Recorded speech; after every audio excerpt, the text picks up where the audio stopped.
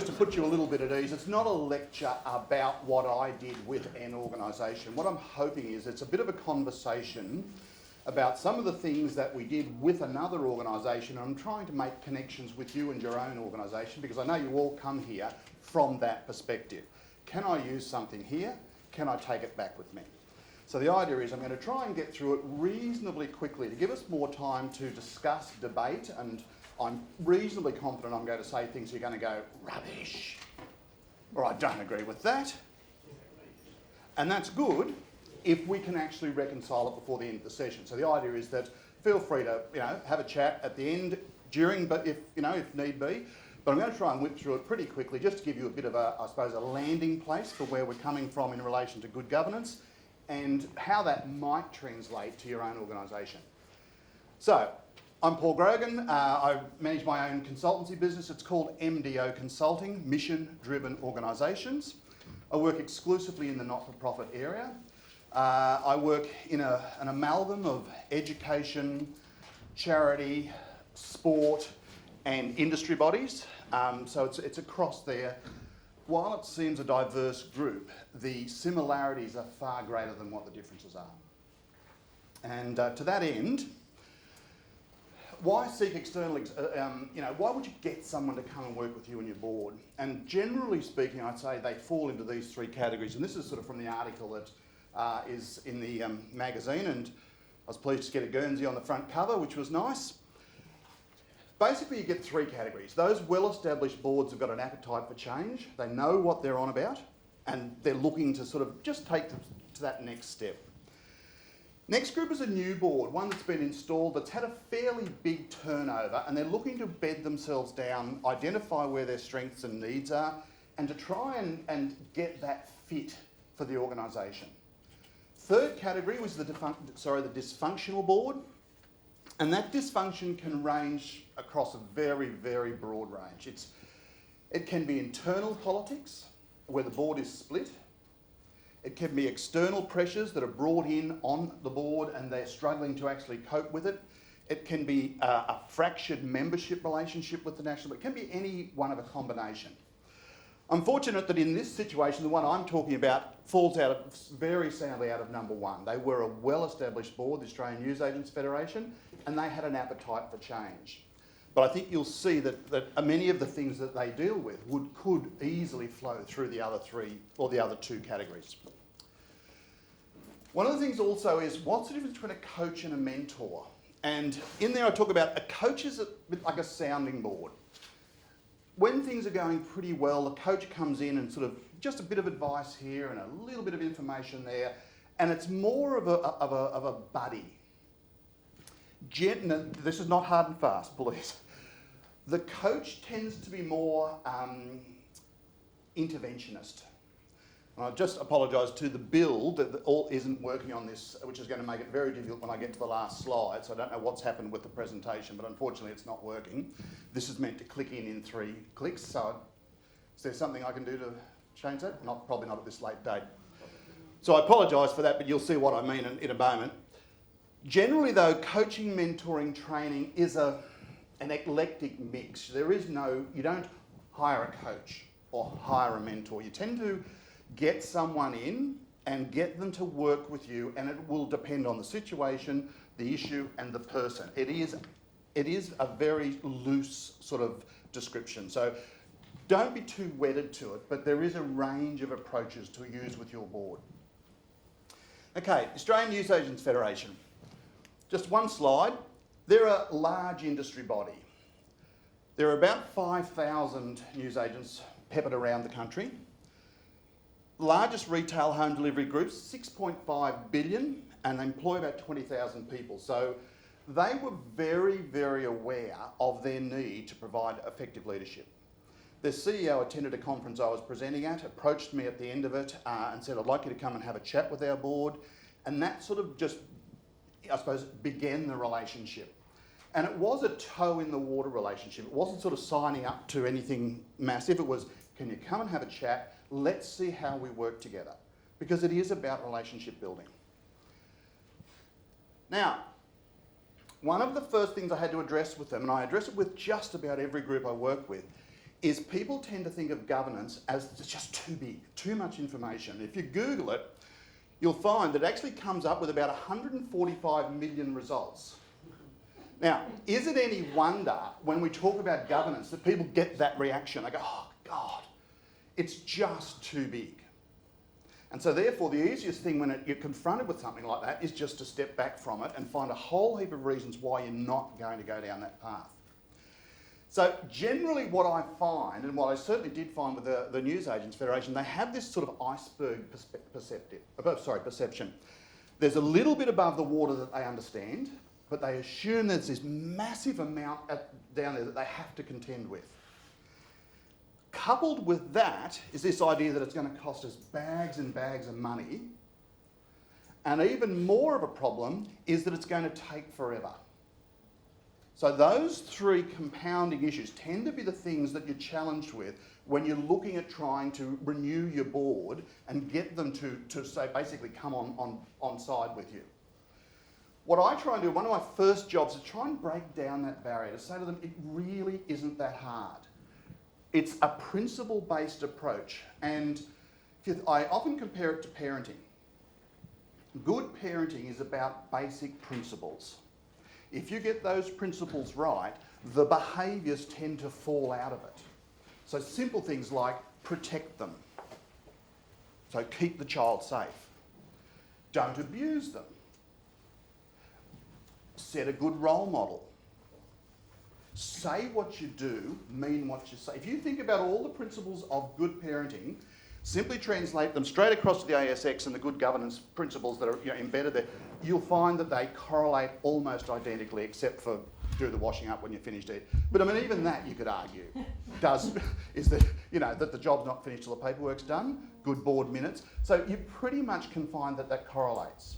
So when I'm talking to people about good governance, I'm always talking about what's the principle, how does it translate, how are you performing.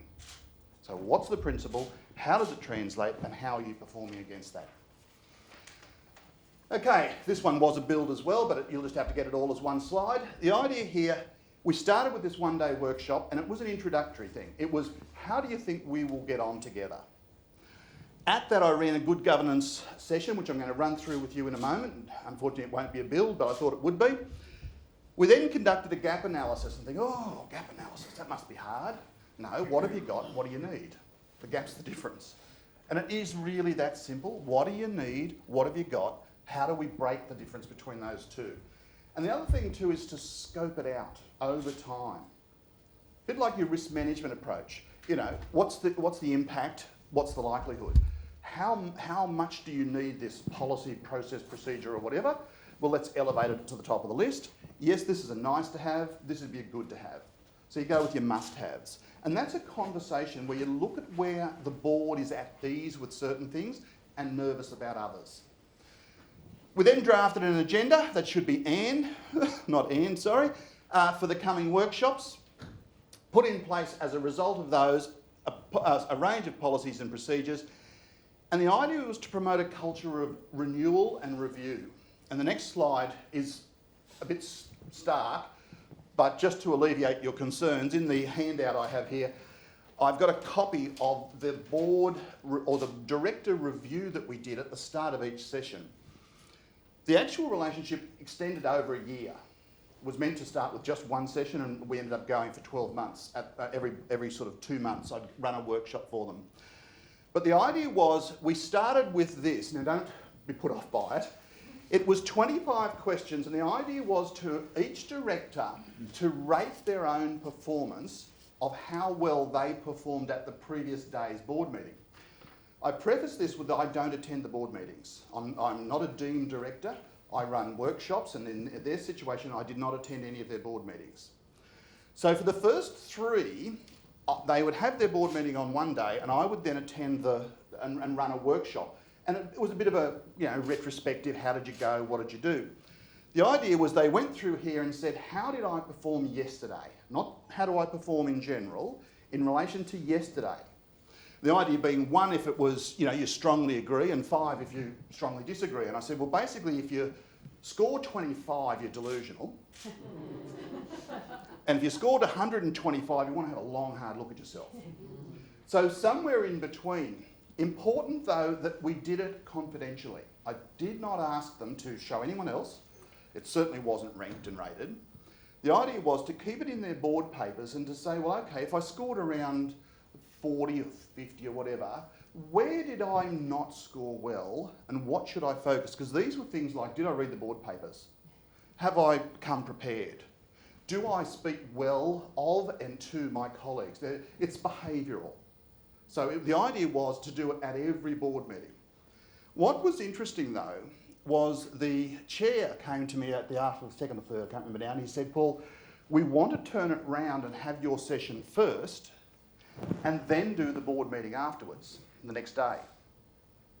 The idea is that we want to position our thinking so that we carry through that good practice into our decision making.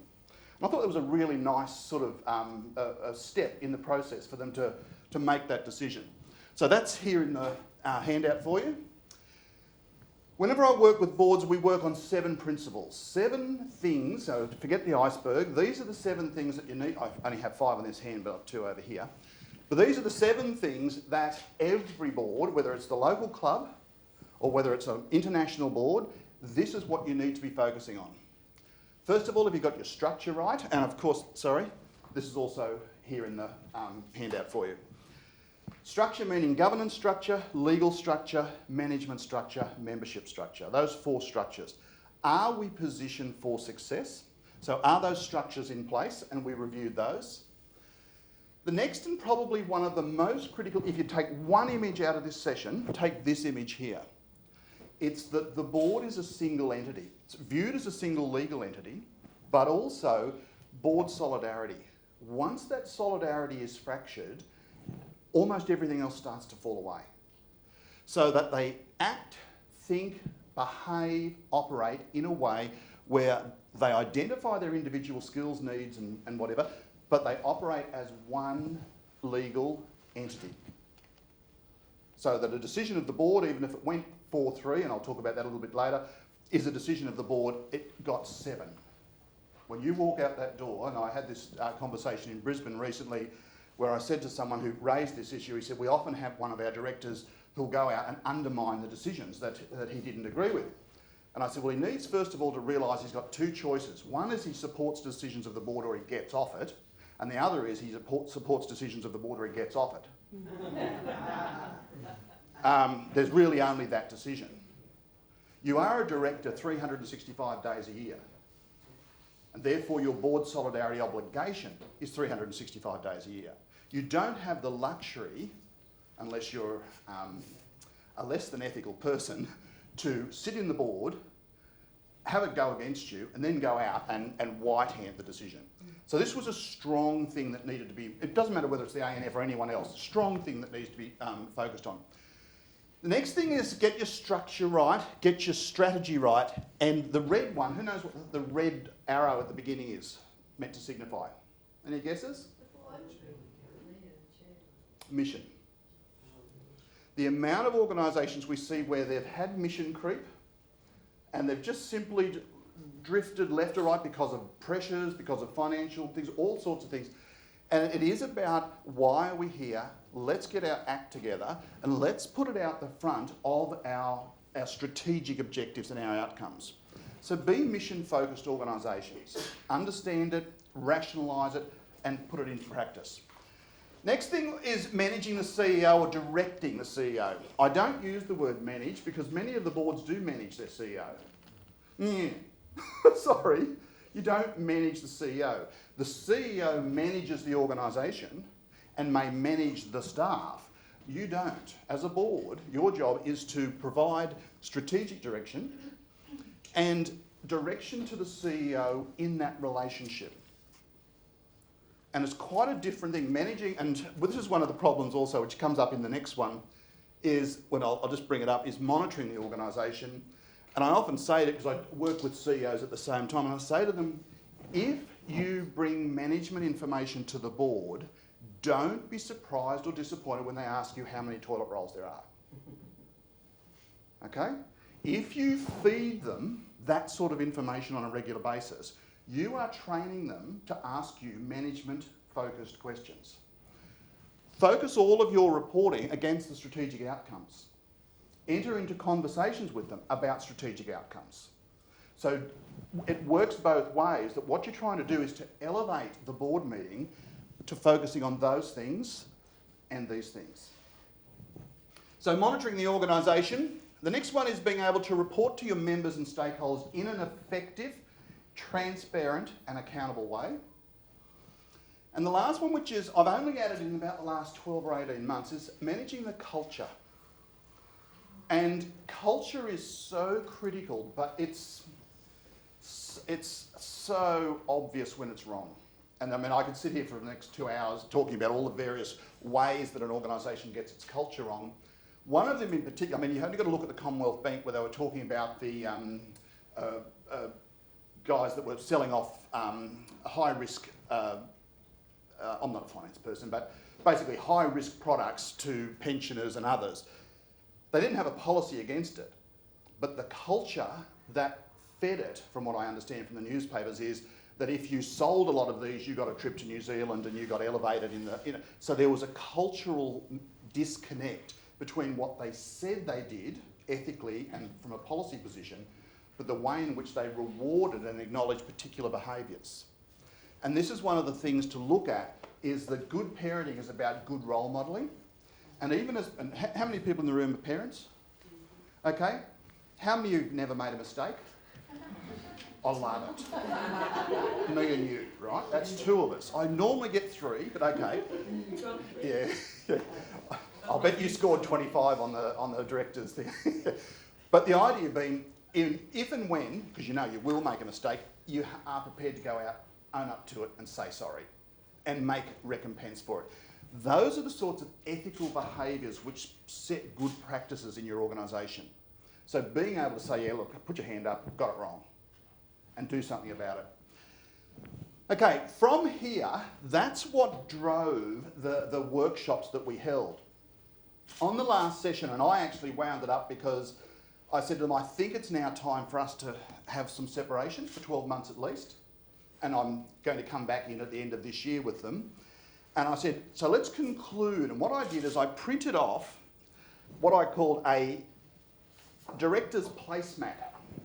And I gave each director one of these, and they're laminated. And the idea was to keep it in their board, and there's one in each of the things for you to take away.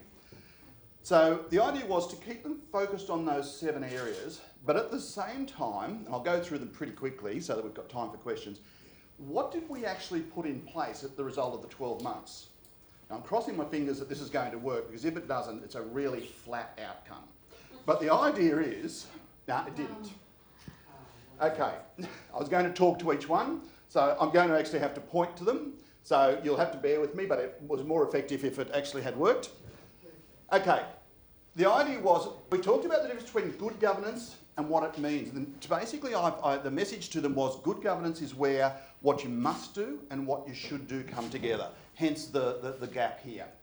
So, as I say, apologise for such a busy slide in one hit. But the idea was, I spent about an hour working through this with the board, one at a time. So we're not going to do that here. But so the thing was board solidarity, which I've already talked about, and we talked about what are the implications of it, what are the things you can do about it if it's not happening.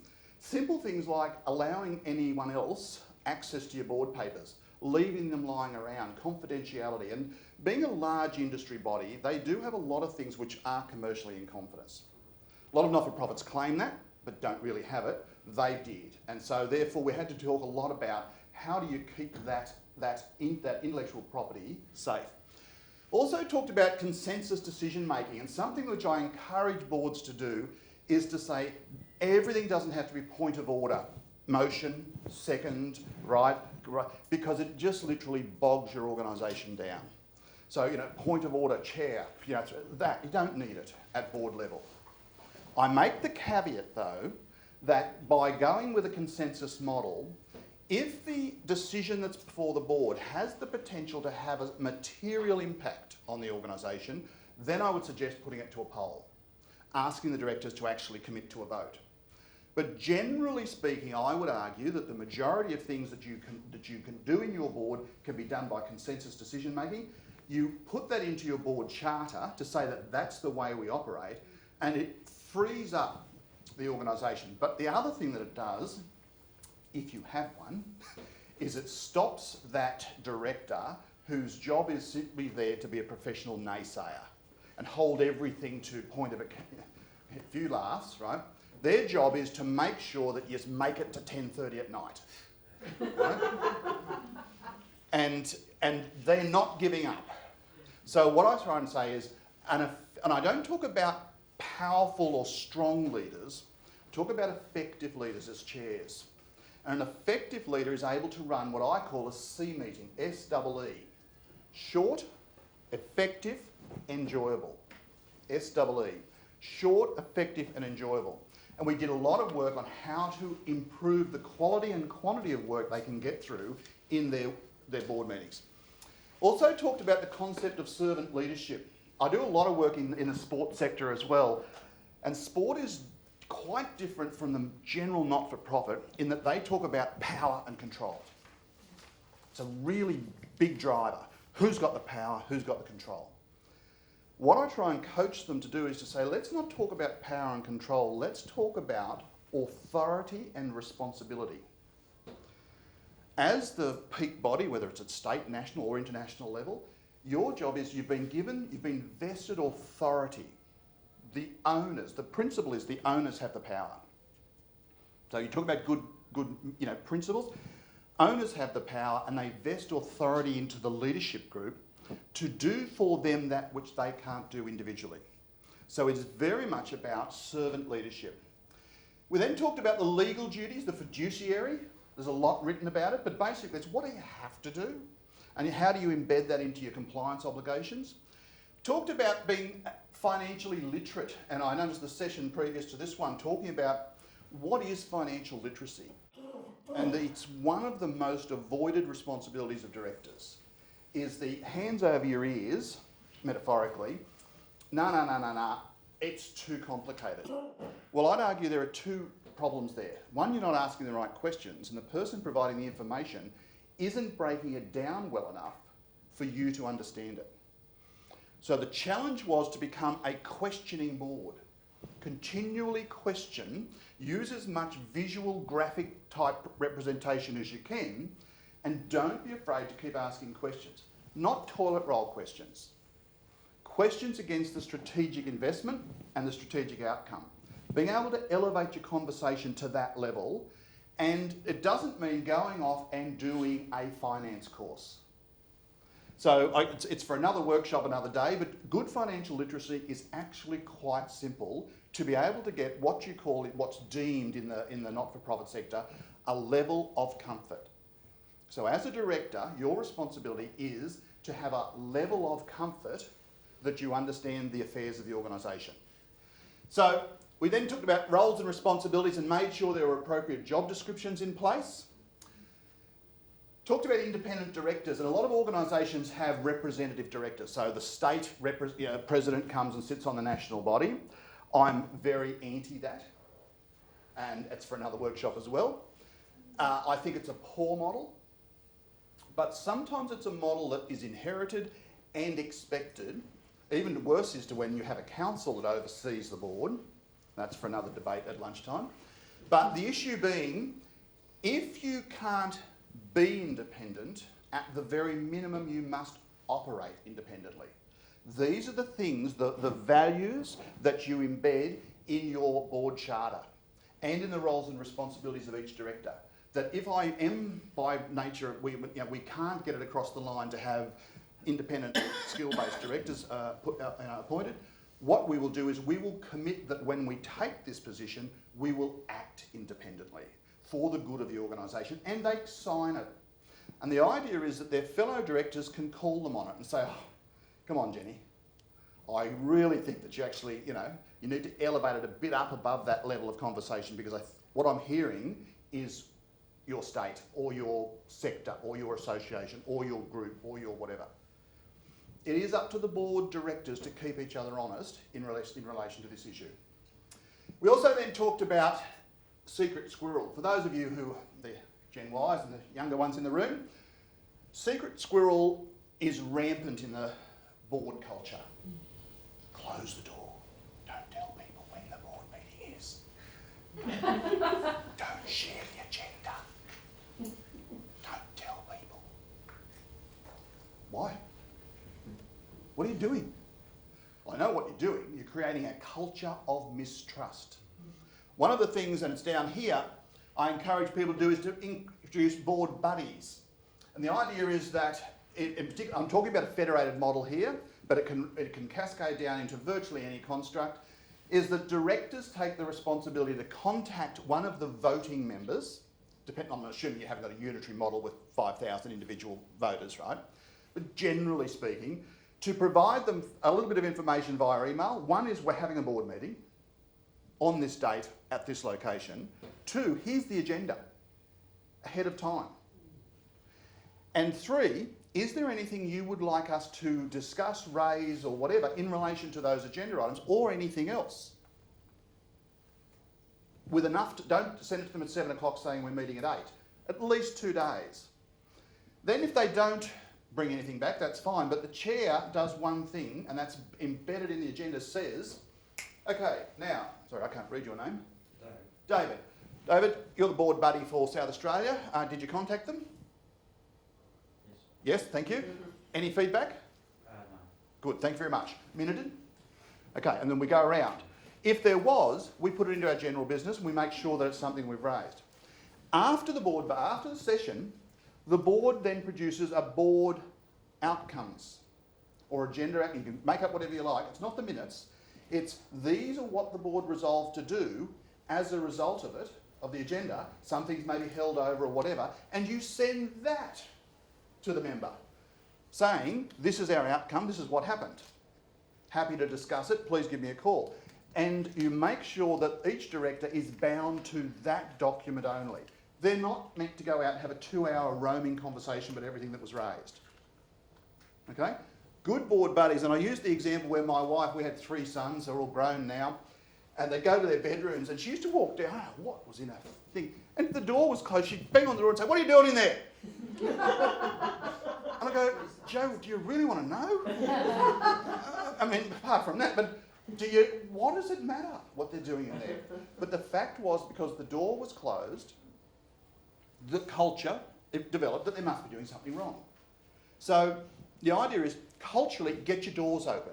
So for the newsagents, they absolutely embrace this with web information and magazines, is just open it up, invite people. They invited state and branch people to come in and observe their board meetings and participate. They split their board meetings so they could have, a members' consultation. They then started to take them around the country, really on about consultation and being open. So things like using their web effectively, good reporting to the members on a regular basis.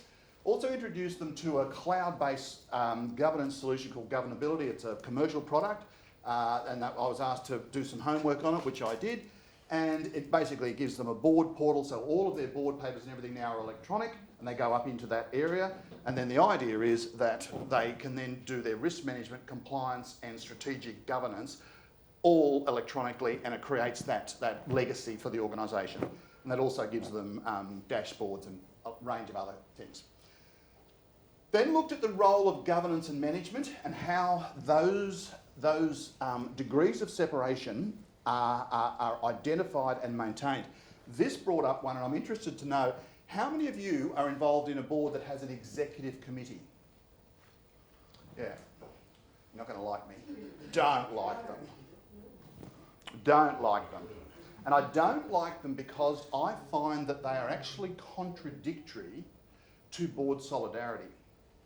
Because what tends to happen is the executive committee will either meet with management or they'll meet together and discuss issues which the rest of the directors are bound by but not privy to.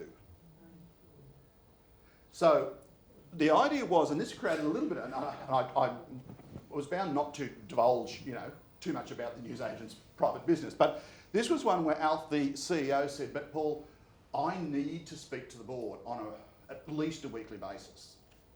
So what they did is the chair agreed that that Monday evening meeting would continue, but they'd rotate directors through it, and it wasn't termed the executive committee, but it was the board's CEO consultation process. Changed still the same impact, but it allowed different directors to be involved, and also they added one more outcome, which was that group produced an update to the rest of the board after the session. So, look, it was a little bit of rob Peter to pay Paul, but I think we got across the line the principle.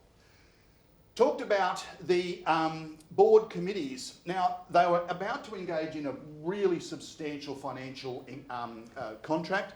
They put together a finance committee, which was a point-in-time committee to assist them to do their due diligence in that and one other issue. And it was a one-off standalone committee.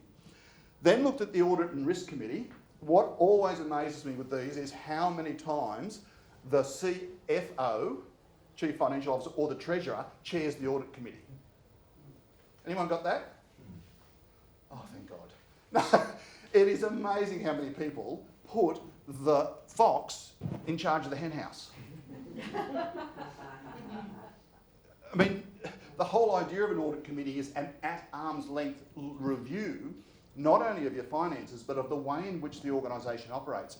And to that effect, and I'll just be a real quick one, number of rulings in relation to fraud and misappropriation of money. We certainly did discuss fraud, and I haven't put it up here, but I always discuss fraud no matter what organisation I'm dealing with, where people have said, look, the CEO took a first-class trip to attend a conference, stayed at a 5-star, and ran up a $15,000 bill. And we've dismissed him. And they go and have it, and I'm not a lawyer, I'll point that out first, right? Primary school teacher, no lawyer. And the issue was that a number of the rulings have come back and said, well, did you have a policy? Was he actually or she in breach of a policy on which they were aware and you held them to account?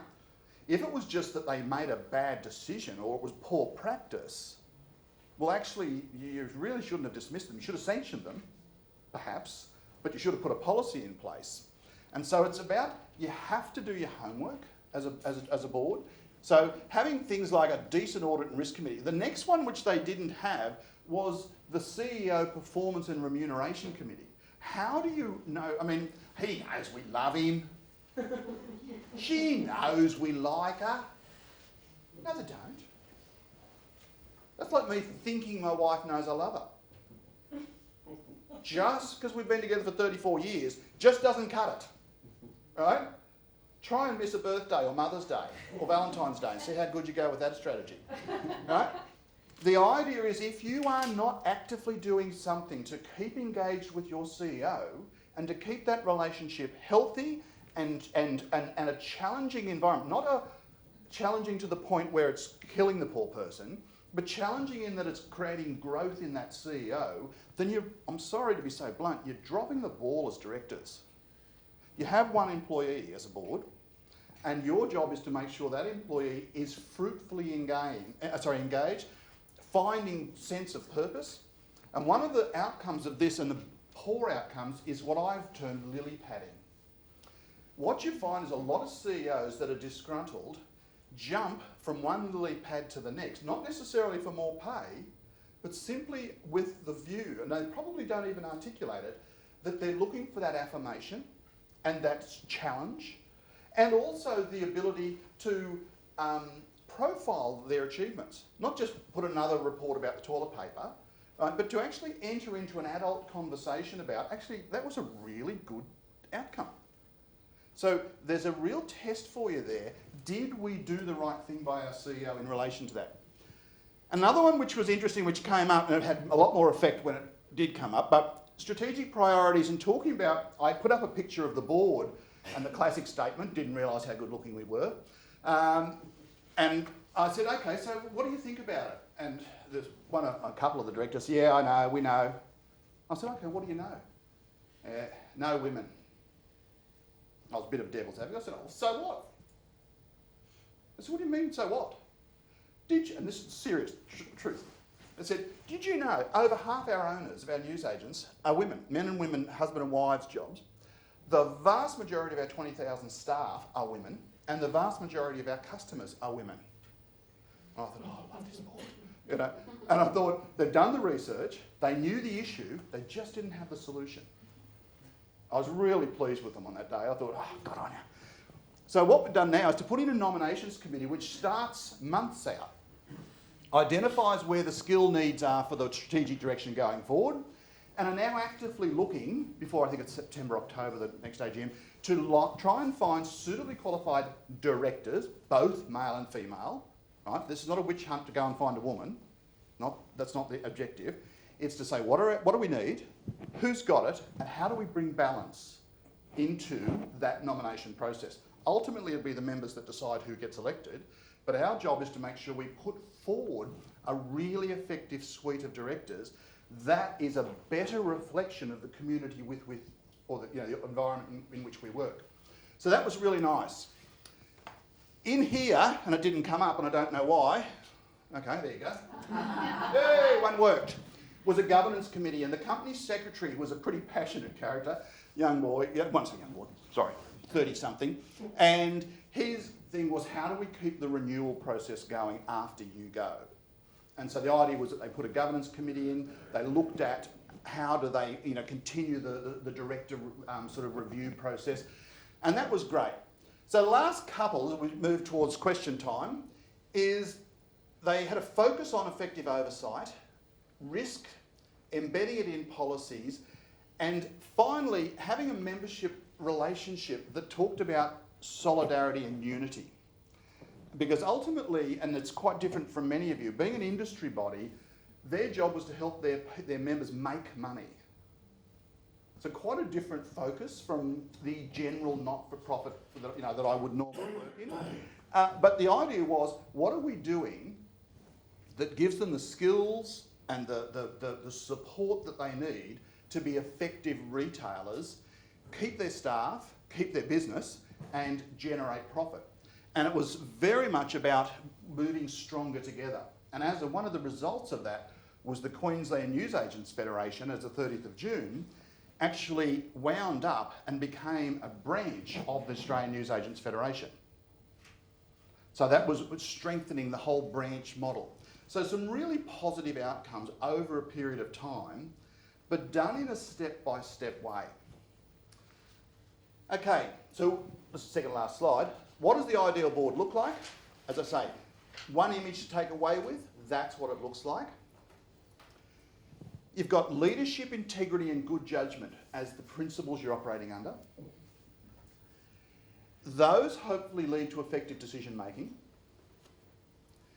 And the real things that we're looking for is transparency, accountability and responsibility. Those three, if you're going to tattoo something on your directors, those are the three words, that's the image you tattoo, and you would have transparency, accountability and responsibility.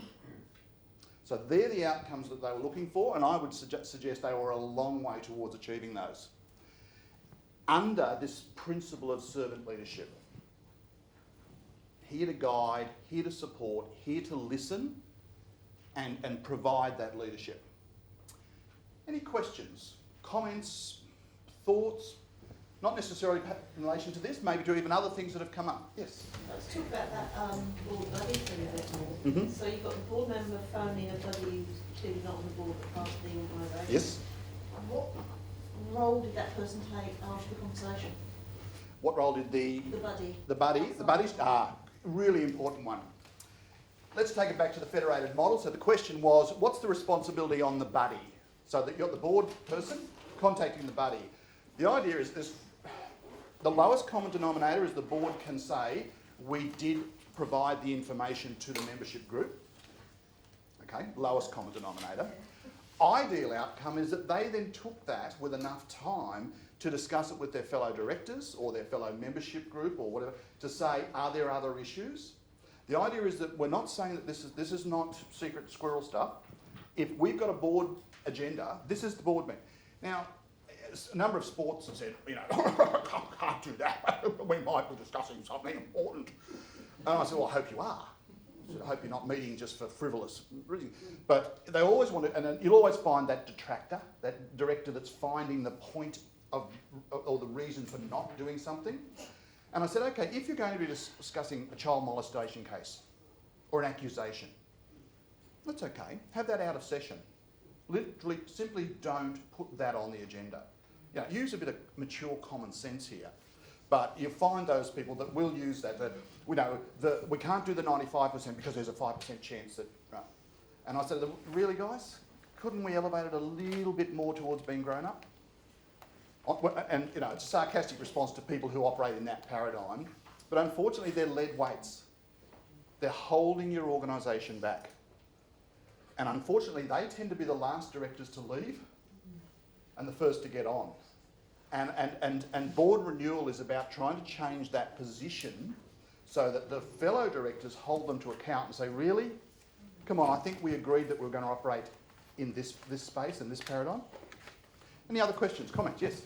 Well, you've got a representative governing body of 28 people, and you have an executive committee with subcommittee finance and audit, risk, governance. It's functioning very well, and they're proposing constitutional change to actually create a board which sits above everything, which means the representative governing body are actually going to lose that power and control. In closing words, have you got any tips on how to sell it to them as the way to go for those that are very resistant to it? 20 years of history in the current model. Yep. Yeah. One of the things, and it's very, very common, as I say, in the sports sector, is this idea that they have a council. So they'll say, oh, well, we have a board, but we've also got the council, and the council has overriding responsibility. First thing I say to them is they also have all the legal responsibility. Effectively, what your board is a subcommittee. They are a management subcommittee. And so therefore the legal, and get your own legal advice on it, but the legal responsibility is actually vested in the council. And I ask often when in this situation, I say to them, why do you want to share the legal responsibility of your entity that you come to? And I'll use a state, right? You're the New South Wales president, where you share in the legal responsibility there. Then you move yourself up onto the council and you adopt the legal responsibility for the nation as a director, because that's what you are as a council. You're a director. You are the vested body that has the final say. They say, oh, no, we're not. That's the president and the board. No, they're not. They're a subcommittee. They're a subcommittee of council. Council's the legal entity. And the other thing too is they say, oh, we don't have enough time. Well, if you don't have enough time, why don't you get back where you belong, right? Which is running your member body. I mean, you wouldn't use this inflammatory terms, but with the door closed and the camera on. But the issue being that you say, okay, what do we really want? What we want to do is to have an identifiable group who are vested with a specific responsibility that's clearly articulated and accountable. And I often use the example with them of saying, well, my wife and I decided to build a house. We first of all design the house. I've never met anyone that's gone to a builder and said, oh, look, here's our checkbook, could you build us something back in 6 months? Anyone done that? Okay. So equally so, you have some preconceived ideas about what you want. You embed them either in a pencil drawing on the kitchen table or you get an architect or whatever. But the idea is you come with a plan. You then find a builder that has the skills to deliver that plan. Right? If it's a double brick, double storey, glass fronted, whatever, that's quite different to a mud brick home. So you're looking for directors that can actually deliver what it is you're building.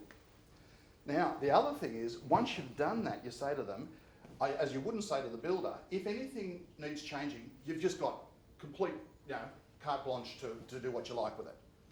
No. If it's a major variation, we'd actually like you to come back and consult with us.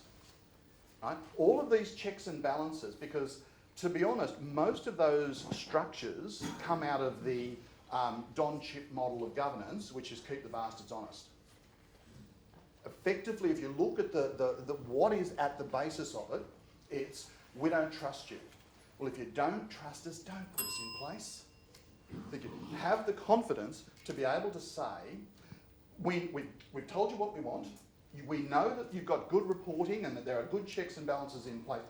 Our level of confidence that we've got the right people in the right place with the right direction is there. Now we can step back and focus on our responsibilities at this level and know that we're going to get good information and updates. And if we don't, and I have another slide which I use, is the ultimate response or authority, the powers vested in the members.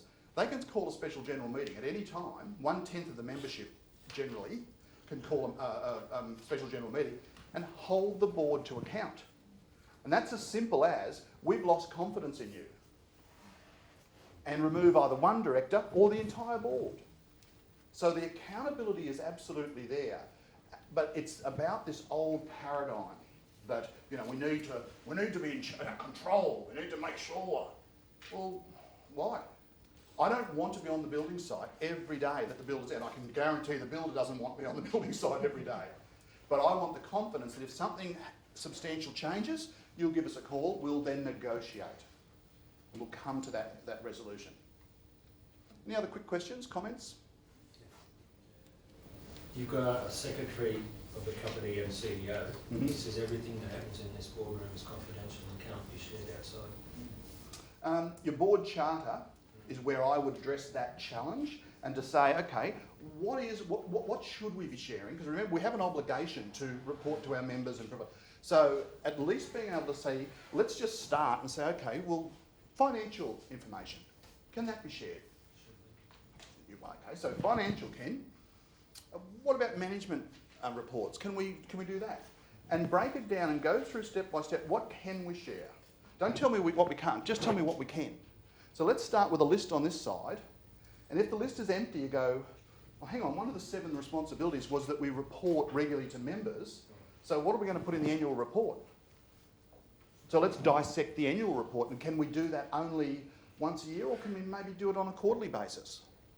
So it's about chip, right, to chip away, but to have that conversation. And one of the good catalysts for that conversation is the development of a good board charter and what goes in that board charter, which is the way we do business around here. Okay, that's really what a board charter is. It's how we do business around here. Any final questions? Comments? Thanks very much. Okay. Thank you.